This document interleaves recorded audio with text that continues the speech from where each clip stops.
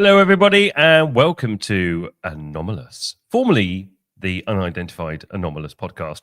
Tom and I decided that we wanted to change things up, and actually saying Unidentified Anomalous podcast every week was becoming a bit of a rigmarole. And we call it UA Pod most of the time anyways, right? Like we always shortened it. I know. Anyway, so coming to you live from the sunny Algarve and New Jersey, I'm ᴛᴏᴍ'ʟ, and joining me, as always, is my illustrious host, the host with the most, Tom Thompson. Oh, I like that. That was saucy of you, Digby. I know, right? How are you, man? The groove of this. It's starting to become a bit more like a radio show. I know, man, really. I'm good. I've had an incredibly busy day, and I'm I was going to say. I messaged you, and then I'm waiting, and I'm like, I'm like, it must really be crazy over there. So what we're really doing today is we're kind of going off the cuff. Normally we have a lot of talking points we want to hit. We prepare things throughout the week. But I said to Digby, I was like, how about we, in the spirit of experimentation, as we have been with this show since its inception, like, why don't we just pick like a couple things, barely take any notes, and let's just go. Let's just go live and just talk. Yeah, let's just do it. Freeballing it. Absolutely. We're pros at this by now, Tom. I mean, come on, we can do this. I believe in us. I mean, so I started this morning by digging a trench. And then I had to make pizza dough to feed 30 people, light the pizza oven, which is now heating up, while there is a load of people at the bottom of my land getting ready for me to cook for them. And I'm sitting here doing a podcast about aliens. I know, and it's funny thinking about it in that order. The podcast, didn't really fit, but you made it work anyways. It's like putting a square peg in a round hole, and I'm proud but of I you made you it. all fit in my round hole. You all fit. Welcome to everybody in the chat. Also, Paul is here. Welcome.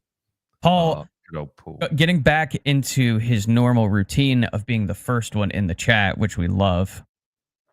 Absolutely. Absolutely. It's been kind of an interesting week too. There's been some stuff. There has been some stuff. There has been some stuff. There's new quantum photography in the realm. That's interesting, isn't it? Yes, there is. I did a show on this, actually, and let's start with this. So I did a show on this in the week. So for those of you that don't know, sort of Wednesday through Saturday, I now do a 15, 20-minute episode on those days, just with stuff that pops up during the week. Tom's going to start doing a couple as well. You'll all find them here on this channel. I know that Tom was doing stuff on his channel before as well, because it all got a bit messy. Went away, I came back, and it's all been chaos. Anyway, so it's all, you're going to find everything on at @anompod on YouTube, and also our new X handle is at @anompod as well. So it's all the same, nice and easy for you all. So everything is on this YouTube channel now. I did a quick episode about this new UFO footage that came out. It's apparently supposed to be the new egg footage. It's apparently a cleaner version of the other egg footage, although I'm not 100% convinced. A guy called Scott Roeder went on to Through a Glass Darkly last week and revealed this quantum photography technology that basically enables us to see things in photographs that we couldn't see before. I was very skeptical about it, but I did reach out to Scott Roeder personally to say, look, I want to talk about this. And although I was skeptical, I wasn't skeptical of Scott's intentions. I find him to be a very just, very honest person. And said, so look, let's come on the show. So I had an hour-long conversation with him. In his podcast the other day, he didn't name and shame or give names of anybody that was involved or any of the whistleblowers. He was keeping everything really hush-hush. After speaking to him for an hour, he's decided to throw caution to the wind. He's coming on the show with us on Wednesday this week. It won't be live. I'll do a quick edit of it. It'll probably be out Wednesday evening. But he's gonna basically say everything that he didn't say before, including the names of the people involved. But let's have a quick look at this clip from Through a Glass Darkly, where Scott talks about this new footage and what we can see in this footage. Guys, this is the egg right here. They're calling this frame 265. Okay.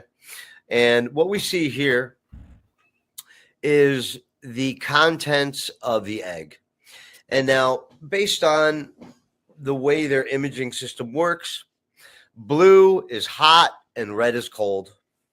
And what they're telling me is that this blue area here is so hot that it is radiological, that it is radioactive, that it is the detonation.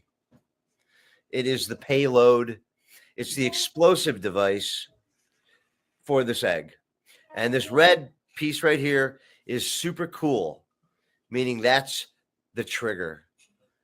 So when you lose the cooling system, the radiation system then can explode the egg, and then the contents of the egg are there for you to look at. All right, let's just pause it there 1 second and just digest what we've just heard already. Right, so the blue bit you're seeing on the screen there, the mass blue bit apparently is very, very radioactive and very, very hot. The red, confusingly, is very, very cold. So the cold is kind of stopping the hot from expanding and letting out the contents of the egg.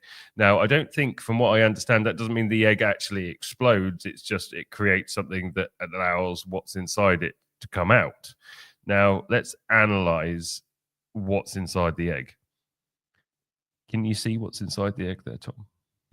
Well, there's what appears to be, at least, there's like, I'm looking at the opposite end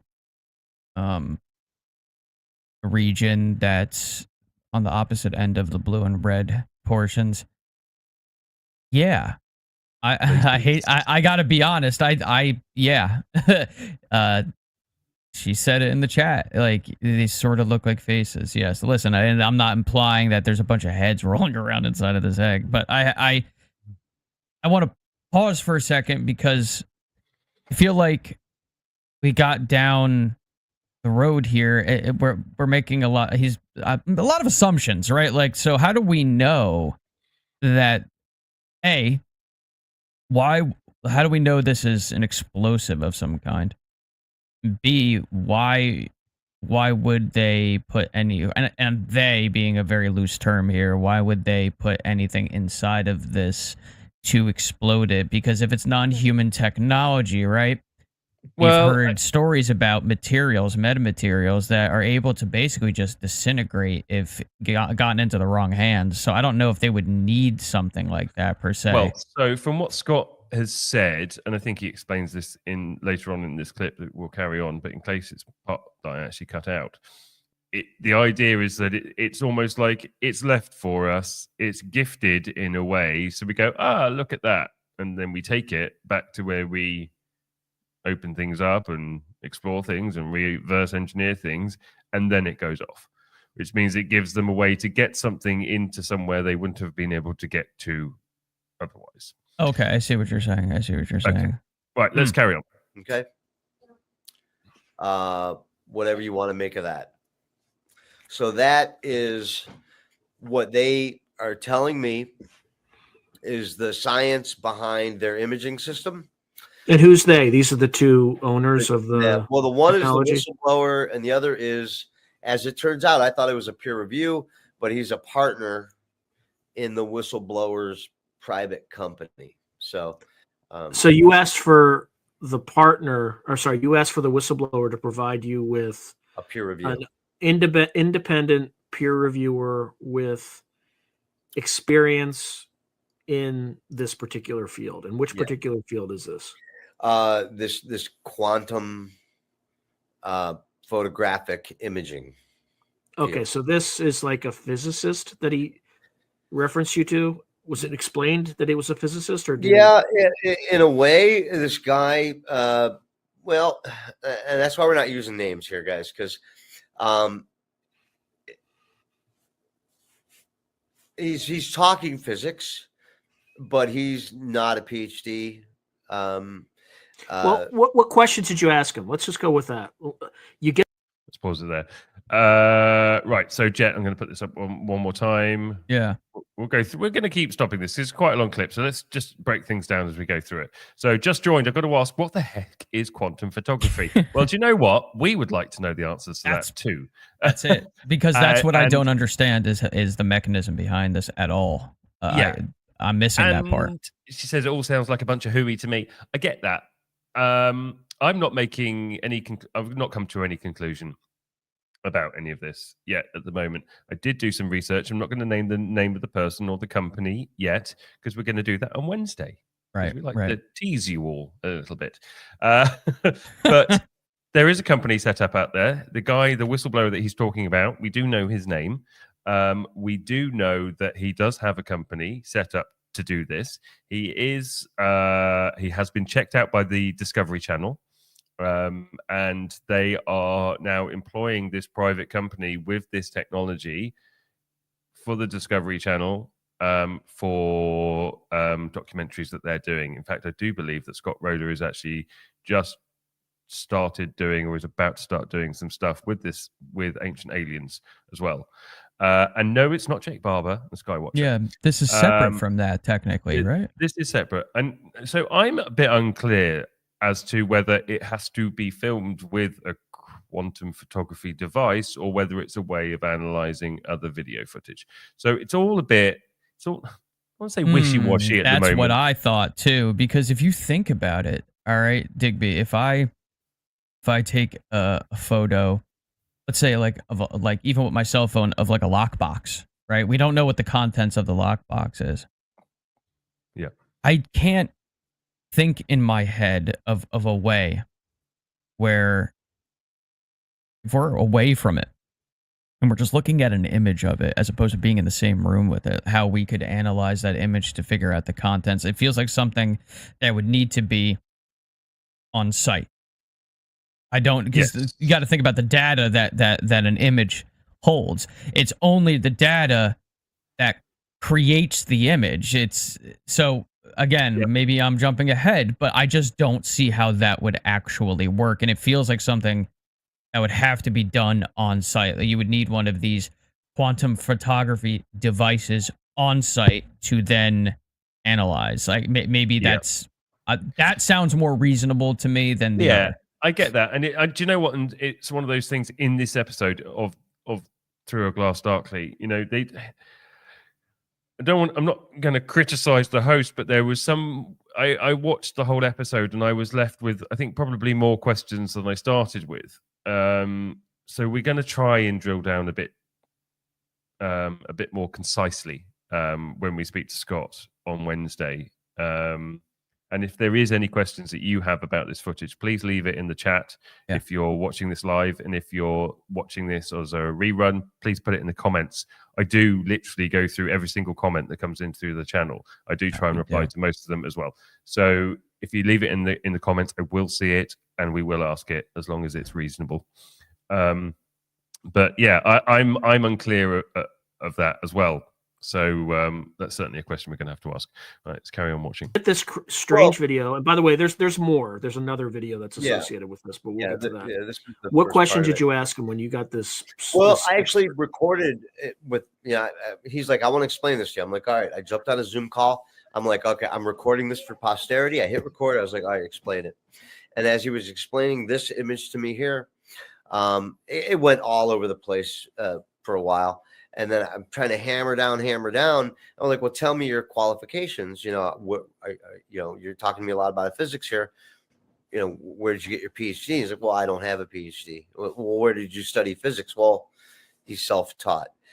So, I'm not sure how much of a peer review that is.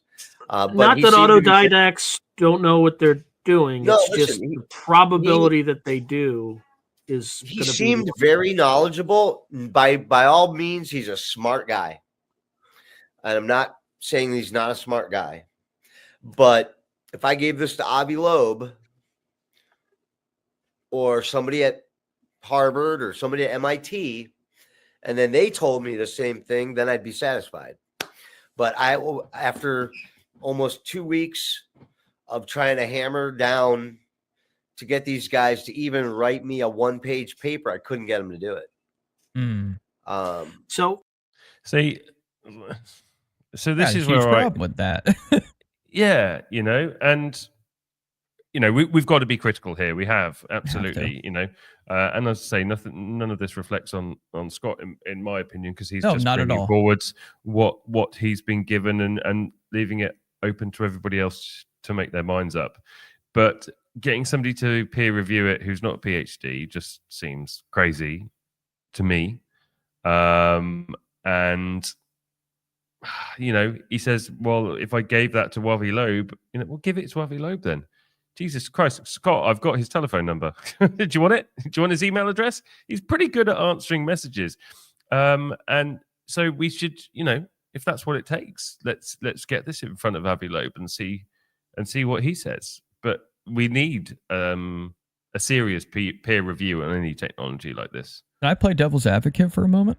You play as much as you like, mate. So I'm just now. I'm not saying that this is even the likely case, but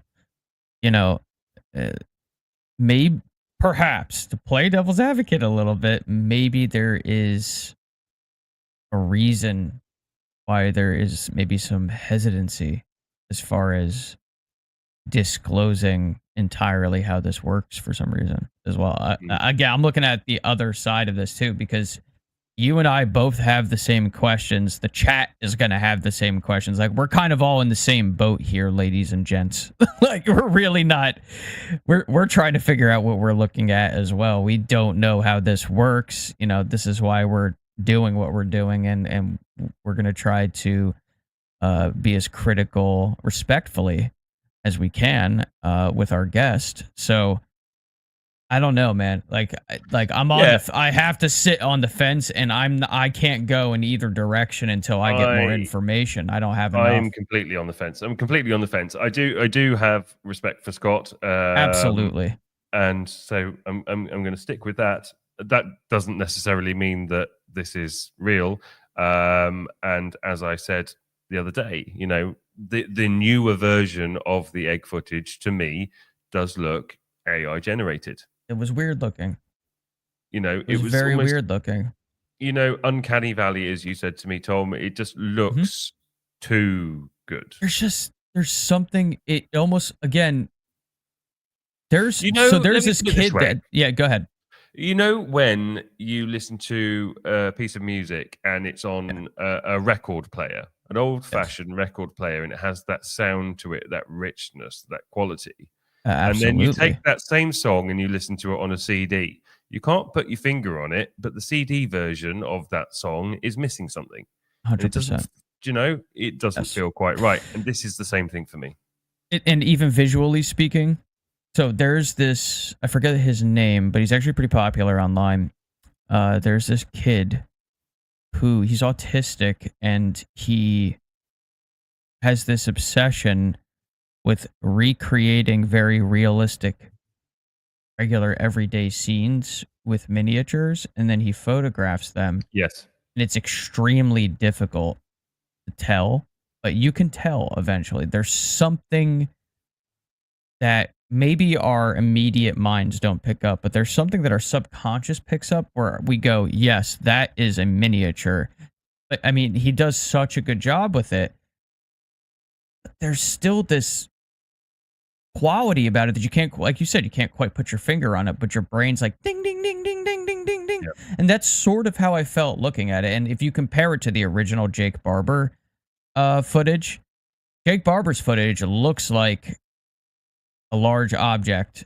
It looks like there was a helicopter present. It wasn't Jake Barber's footage, but the footage. Right, not his footage, but the footage that's associated with him. Yeah. So that one. And again, people were talking about the rotor wash and such. We got to throw the rotor wash thing out because rotor wash, it's not going to be present. It depending on the length of the cord and such. Because rotor wash disperses sort of like a dress, so eventually it's not going to have an effect on anything beneath it. Yep. Right. Let's carry on. Do you know? Were they able to explain with this quantum photography? Kind of the mechanism by which it worked? Well, yeah, I have notes here.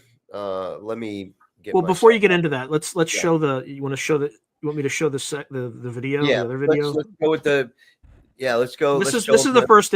This is the first image I saw, and it was creepy.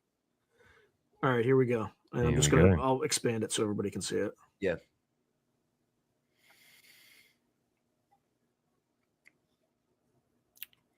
All right, what are we seeing here? Like, are these like heads? This is what we're seeing here is the egg, and we're seeing, from what I'm told, and like I said, I want to be very clear. This is what I'm told. I'm not telling you that this is what this is. Okay, this is what I'm told by these guys, these whistleblowers. That white area that's kind of glowing is the radiological. That's the radiation coming out of the egg. And they believe that is what burned the pilot. This is the other problem I have with it. Is the statement that there's radiation coming off it, which is what burned the pilot, radiation burn. Now, excuse me, when Jake Barber spoke in the interview, he didn't say that there was anything that came off the egg, that he had any burns. That was when he picked up the mystery box. He felt love and this overwhelming feeling when he picked up the octagon shape craft, but when he picked up a mystery box, he got the burns and his skin peeling off and everything like that. But now they're saying that this comes off with this egg. Again, this is another point for me where I think, hang on a second, this doesn't quite fit. So then, all right, let's look at it this way, very simply. Digby, what do you think this is then? Is it just like a really, not even sophisticated, but is it just some group of people put in a bunch of effort to muddy the waters and put out misinformation? Are they LARPing? Like, what's the, what would the deal be there? Look, I'm just throwing some ideas out there, and I'm really looking forward to speaking to Scott and drilling down this. But if you notice in the bottom, sort of middle to the left here, there's that sort of grey splodge. Yes. Watch when the image rotates between the white flashing and it doesn't flash. Watch what happens. And I think there's testimony that the pilot was burned. You see, one dot, several dots. One dot, several dots. One dot, several dots. Yeah. Now that to me almost looks like somebody's been very lazy in a piece of software where they've actually taken one screenshot and they've taken a tool and they've digitally lightened one area, and they've done two frames, one with it and one without it. And what you're seeing there is where they've accidentally clicked on the screen before they've got to the egg and applied their filter to it. Yeah, I get the same feeling. Did you see this comment here? No. I know Carl. I interviewed Carl a while ago. The UFO sphere morphing to an egg shape. So I will absolutely have to look into that. I haven't talked to Carl in a while. I hope he's well. Have you ever met Carl, Digby? No. I didn't. Nice guy. Really nice guy. And yes, Tommy has just said they switched footage again too, and the top corner is now the News Nation footage. I think they did that for comparison's sake. Yeah, but it's actually no, they didn't, because look at the top frame and now it's the News Nation footage. Okay, so then then what they are trying to claim here then is that they are able to take the quantum imaging and just apply it on a piece of footage. Yeah. Nah, I don't see how that would work. I'm sorry. And again, I'm not a scientist. I'm not a physicist, but I'm well read, at least. I have absolutely no clue how that would work. I don't see how that would even be possible. Seriously, like just based on the type of data that an image or video file contains, I have no idea how that would work. Yeah. And the lights that are glowing are the light and in green now are the bits that are in green on the screen. So, and in the other image, there was this white air, this blue area and this red area, and now there isn't on this. I don't know. I don't get it. You know, I mean, when I spoke to Scott, he seemed very, very convinced. So let's see what he has. Yeah. to So say. that part's important. That's really important. He was that convinced, though. Yeah, and he's spoken to these people directly. So he's obviously, you know, we're missing something here. We are missing something. And that missing something was never filled in this other interview. So hopefully we can do that. Yep, absolutely. This Wednesday. As we typically do, we find ourselves mixed into these things, don't we, Digby? Yeah, don't we just? Right, next thing we want to talk about is 2,000-year-old dentistry, because I think that's a really important, sexy topic to talk about, don't you? You did a video on as well. You actually covered this very well. The videos on the channel here, in case you guys want to go back and watch it at any point. Yeah, this is pretty wild, and I need fillings too. So do I. Don't. Terrible. I could use a couple. I'm a traditional Brit with terrible teeth, unfortunately. So when we interviewed the wonderful Josh McDowell about the ᴛᴏᴍ'ʟ mummies, I asked him a question because his father is a dentist of sorts, and he was out there investigating the mummies. So I said to him, you know, well, what state were the teeth in? He couldn't really give me an answer because they hadn't really done those tests yet, and because they can't really like open up the mouths to get in there well and have a look. And I wasn't asking that question because I have a weird teeth fetish. It was because I wanted to see if there were evidence that their teeth were being well maintained. You know, you look at people that don't have the ability to look after their teeth, and they're going to have cavities, they're going to have, you know, misshaped teeth, and you know, whatever. People need braces, all this stuff. Although a lot of that is worse these days because of our diet. But it was a question I asked. And now they have sent some cameras into the mummies' mouths, and on this one they found fillings, which is really interesting because there's never been a question of the age of the mummies. Right. They've done carbon-14 dating on the mummies. So it's if, and this is a big if they are made out of spare parts, they were made out of spare parts 1,700 years ago to 2,000 years ago. That for me isn't in question. They're not modern day, replicas. If anything, they were made 2,000 years ago. I don't believe they are. Personally, I believe that the mummies are what they look to be. But so we take into consideration that we know that these things are 1,700 to 2,000 years old.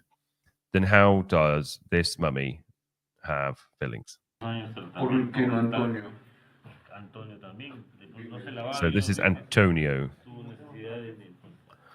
And we're just about to get a look inside his mouth.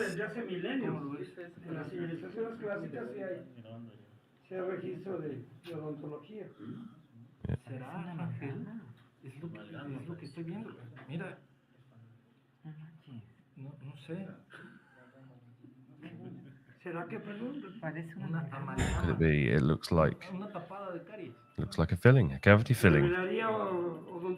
This would reveal dentistry, dentists. No one was doing that at the time that I know of, not to that degree, at least in that part of the world. If you had a pain there 2,000 years ago, they wouldn't think of filling it. They just wouldn't have. They would have just ripped your bloody tooth out. Here, bite down on this. Ow. You know? Right.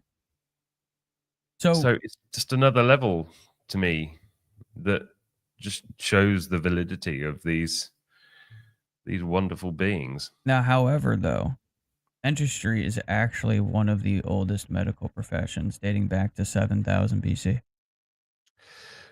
Dentistry of some forms, but some form, filling? Right. That's the thing, though. We have to get very specific here. There is written descriptions of dentistry and tooth decay that appeared 5,000 BC. An Egyptian scribe in 2600 BC named ᴄＧḵᴜ is often called the first dentist. Then it skips all the way to 1530. But we also have to remember that the Nazca people they were very crude in the tools that they had. Yeah, they didn't have tools. That's okay? my point. So Not in that part of the world. No, they weren't doing fillings. We know this for sure. They didn't have a written language. Their tools were very, very crude.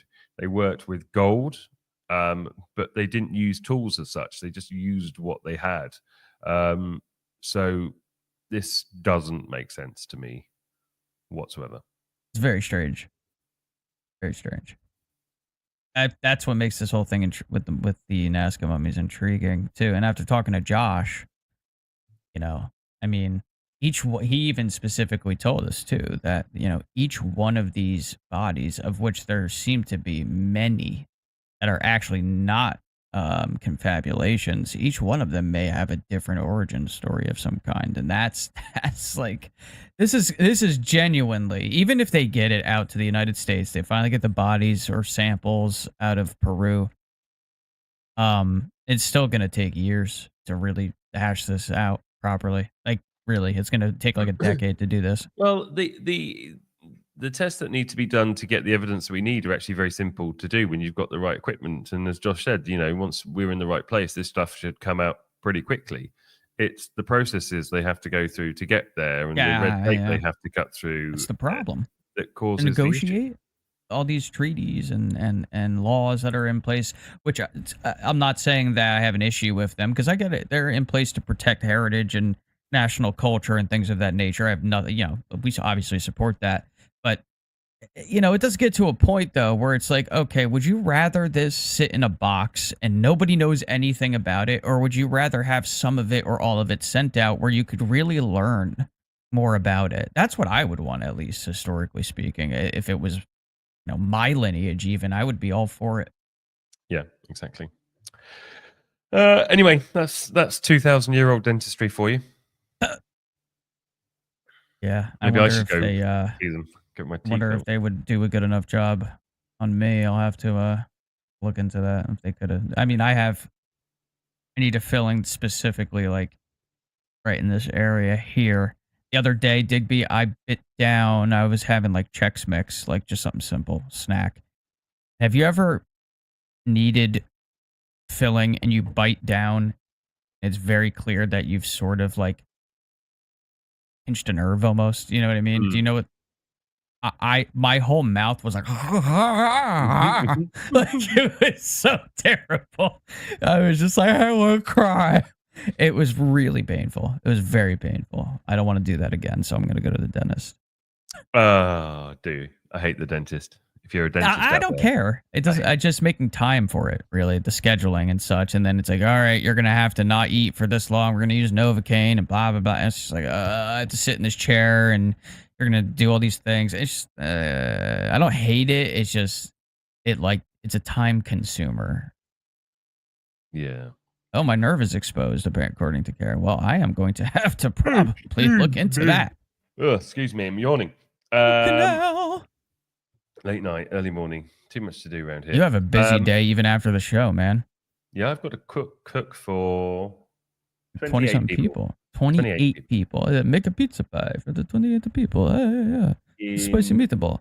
Yeah, have fun with that. 23 minutes. Yeah. I am going to, after this, I am going to probably... So these shorts that you've been doing, these shorter form videos, the Anomalous daily videos, which have been doing very, very well. Credit to you. And you've been talking about a lot of very interesting things. Like you said, I'm going to be doing those too. I have one done already, and I'm going to release tomorrow. And then maybe today I'll just do another one, and then I can release that on Tuesday. Bada bing, bada boom. Sorry, my children are trying to come into the house. I love them. Let them. Tell them to come right on the camera and reveal themselves to the world. No. The takeover has begun. Indeed. It was Anomalous, and now it's the Digby's Children Show. Yes, that sounds dodgy. Let's move on. My mom popped in the door earlier, and she was like, "Are you on?" And I'm just like looking at the camera like... This happens like every week, and nobody knows it. It's funny. No one ever knows. In one of my shows the other day, somebody kept mentioning there's a cat that keeps climbing into your head, and I'm like, because the cat goes up the stairs behind me. And then I was filming a live show. I've seen it too. I And there was have. one the other day, and then my dog started drinking from the bowl behind me. I was like, Obi, shut up. Oh, that's great. I left it in the video just because I thought it was quite funny. You have to have that. That's why I love our show, because I think there are things that happen out of nowhere that weren't meant to happen, glitches and things even that I think kind of give our show a little bit of character. I love watching that cat. There we go. Thank you, cat. Clara. I do like right, let's talk about declassification, shall we? Yeah, let's do that. A real sexy subject. I think that needs to happen. It does need to happen. But so Anna Paulina Luna's new declassification task force. I've covered this week as well, and Danny Sheehan just went on that UFO podcast and he was talking about it as well. The major problem here is the declassification element. They don't have any declassification authority, and they don't have any subpoena power. So where does that leave us? This last week, what can be done? I don't get it. It's crazy. They've got the first hearing coming up in a few days in March, right? First one's in March. That's to do with JFK. And in my opinion, you cannot release JFK stuff if you're going to release all of it and the whole truth without diving into our favorite subject, because I firmly believe that the reason why he was assassinated is something to do with what you and I talk about every single week. But does the declassification include that, or does it just include the fact that they will admit that he was killed by the CIA? Now, do you know, before you play the clip too, apparently I saw, I'll pull it up. Oh, there it is right there. Senator Rounds is planning to offer Schumer's UAPDA after the Senate confirms more Trump nominees, apparently. Mr. Laszlo, Matt Laszlo, who we're a big fan of here on the show, was talking to Mike Rounds, and he just said, talk with anyone in the Trump administration about your UAPDA with Senate Minority Leader Chuck Schumer yet? And Senator Mike Rounds says, no. Says of their Disclosure Act that aligns with President Trump's executive order on JFK transparency. So I guess they're going to give it another shot after these other nominees are in place, because maybe they feel like they'll have a better shot at it at that point. I don't trust it. I don't trust Chuck Schumer at all. And I think, in all honesty, the UAPNDA was put in there to fail for a reason, so that it was voted out because of the eminent domain section, and then that means that all these private companies like Northrop Grumman and all those people, Lockheed Martin, and they're safe. They have something. It's just. And did you see that post from George Knapp the other day? Yes. There was that sign on the side of the road. It's just like, listen, enough's enough with this shit already. Would you please? It's like, if you have something, can we talk about maybe at least just the basics? You don't have to tell us how to build it. I mean, come on. Yeah. It's just outrageous at this point. But maybe we'll make some progress when this new documentary comes out. We'll mention that real quick. Age of Disclosure is premiering at South by Southwest next month, March 9th, and features 34 senior members of the U.S. government, military, and intel community, revealing an 80-year cover-up of the existence of non-human intelligent life and a secret war amongst major nations to reverse engineer technology of non-human origin. Now, from what I understand, Digby, because you asked me this as well, and there it is. Come on. It's so on the nose. You... We're wondering if it was going to be streaming or anything of that nature. So apparently by them premiering at South by Southwest, that is essentially looking for donors and things of that nature, and someone to pick it up like an Amazon. I'm sure they've got all that in place, I would imagine, already. I mean... No, apparently not. Apparently that may not actually be the case, because I was reading through some of the comments here, and typically you actually go ahead and do this type of thing when you want to have somebody pick it up. I mean, apparently the number of interviews in this, the amount of money that they probably spent. So the function of these film festivals is usually, apparently, to find a distributor. There's nothing stopping them from putting it out on the internet, but they won't make any money from that particular portion. And if they spent millions on it, you can't be in the red. You gotta make that back and then try to profit. That's just how it works. It's not grifting. It's just that's money spent on a project. The financiers and such. What I would say is that, even if they just put it on YouTube, they're going to make money out of it because that's the way it works. But from what I understand, this documentary is the big thing. This apparently is supposed to be a game changer. Again. I hope so. That's all I can ever say when we hear something's coming out. That's it. I hope so. That's it. That's all I have. Fingers crossed. Fingers crossed. Yeah. Sure. So yeah, I mean, Luna's declassification task force. I hope something comes of it, but I just think that they don't have the power to do anything, and it all just seems like it's trying to appease people. Yeah, maybe. I mean, I of course appreciate effort. However, unless we're missing something, unless there is some loophole somewhere, I'm no expert on the functions of government agencies, right? I mean, I know some you and I, with what we do, we've learned a lot over the last few years and years prior, but I don't know of a mechanism where they're going to be able to just go into an office and be like, this is what we're looking for, hand it over, and they're going to be able to do that. I don't know. I don't know how they could. I put a post out the other day on X saying, does anybody else feel like this is all a movie now? Yeah, I saw. I saw that. And there's something to that, in the sense of not that I'm thinking, like the whole world is a movie and this is the Truman Show, or perhaps there is an element to it that is like that. I love that movie. More that I mean that, especially in this field, yeah, I feel like we are introduced new characters and they extend the storyline and they're extending ufology for another season, and it very much feels like that to me. And speaking to people in the background about some key players and realizing that actually I really don't trust certain people at all. And there are people out there who are front and center that act like they are pro-disclosure, and they're not at all. Yeah, it's a shame, isn't it? It's disgusting, actually, especially for experiencers that, all we're really asking for is just,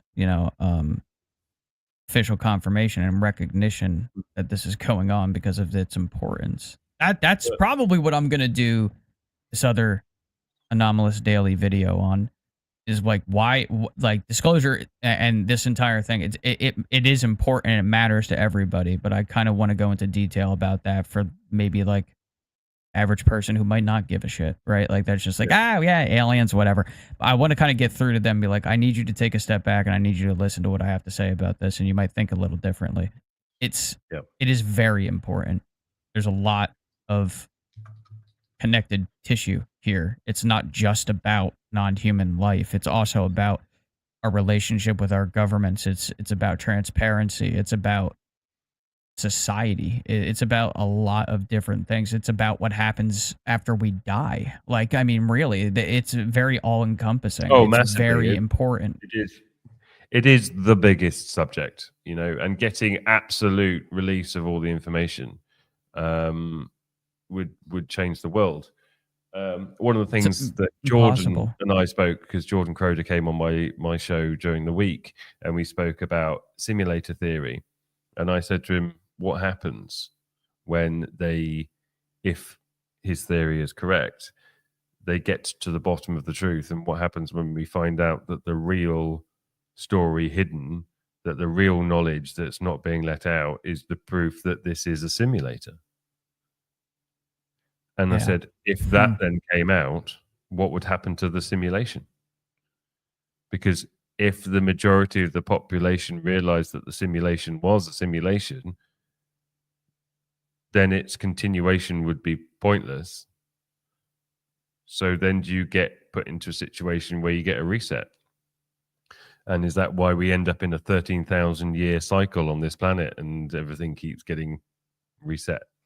13,000 years, reset. Atlantis, reset. Post. Maybe it's not just the planet.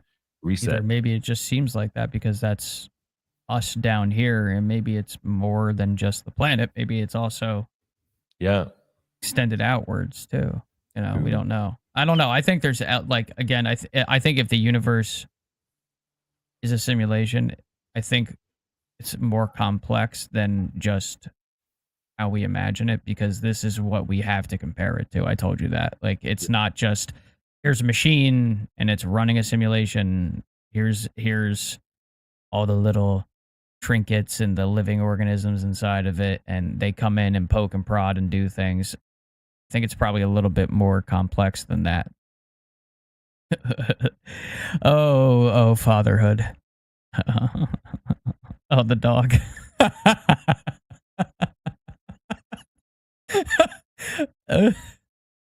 Oh, you're a good man. I would have let the dog in too, trust me. I promise you I would. Hey, listen, Jet has made an appearance on this show many times. He's like, my door is like half open, and he'll just nudge it open with his nose. Come on, Abby. Come say hello. Oh, where's the puppy? Oh, we're having a puppy moment. He was barking at the road. Oh, puppy. Hello, pup. Oh, what I really want to talk about this week is the aliens. Ruh-roh. Ruh-roh, Ruppy. Yeah. If you don't like dogs, we can't be friends. If you don't like animals, leave the chat. Just get out now. Unsubscribe to the channel right now. Yeah, really. You can't. We can't coexist. When I had to go back to England for 3 months, not seeing my doggies. Oh man, I know. That's a long time to be away from your dog. I know. Bless him. He is adorable. I'll have to try to coax Jet to come up here at some point. Slightly scatty, but but look at the face. Go on, off you go. Yeah, we did a delivery on Friday. We were building a bedroom set in this guy's house. Real nice. He actually bought us lunch. Really, really nice guy. And he had a little chihuahua named Milo. And I'm like, just let him out of the cage. And the dog comes up to me. He was like 3 pounds. And I was just like, oh my God, look at his little head. I become such an idiot around animals. I'm just like, you puppy, rub the belly. Mate, I'm going to have to start wrapping this one up, unfortunately, for today. Yeah, no, you got a crazy day. I'm happy that you were able to at least pop on. Yes, I've got to go cook pizza for a lot of people. It was off the cuff. We told everybody that at the beginning. It would just be sort of a chill, kind of laid back, off the cuff, hit a couple key points. Indeed. Dang. Indeed, but it is that type of thing. You excited for the dinner, though? You got a lot of people coming. It sounds like it's going to be a nice time. Yep, I'm going to go drink some wine and eat some pizza. Oh, look, like there's a cat. There's a cat. Welcome to the madhouse. We're getting goats next week, so that'll be something to talk about. Oh, dude, you got to bring the goats on. You have to. Bring a baby goat, bottle feed it on. 100%. And we need a close-up on their weird eyes, because they have very weird eyes, but they're cool. I'll do that. Somebody send me a $50 super chat right now, and I'll do it. Only joking. Money. Don't send super chat. Send me a super chat just because Digby told you to send a super chat. Spread the wealth. The stupid thing is that YouTube take half the money from a super chat. They take a lot of money from us. Yes, they do. It's unfortunate because we've had some really, really kind and generous people that support what we do. They send it in, and then it's like if they sent $5, it's like, dude, just if you're gonna send in a super chat, like, this is why we're gonna have to set up.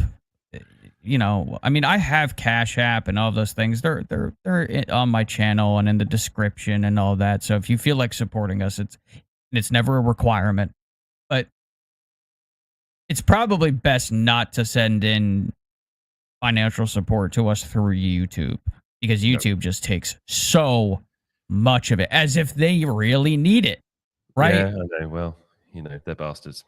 Do you have Patreon, Kara? Yes, we are setting up Patreon at the moment. I did set one up, and I never really did anything with it, but I have more time now, so I am going to set up Patreon. So actually, just before we even go, just because I never get the opportunity to do this.